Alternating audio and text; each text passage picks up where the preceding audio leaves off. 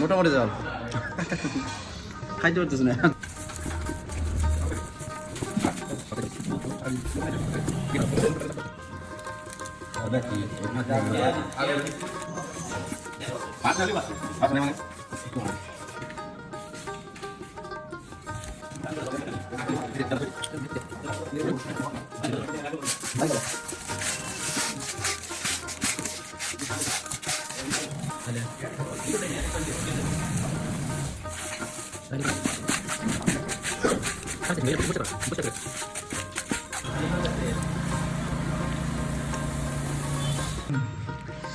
ভয়াবহ জাল হয়েছে, মানে কান্দে মনে হতেছে যে ঝাল বেরোতেছে আর মাথায় টুপি রাখতে পারতেছি না।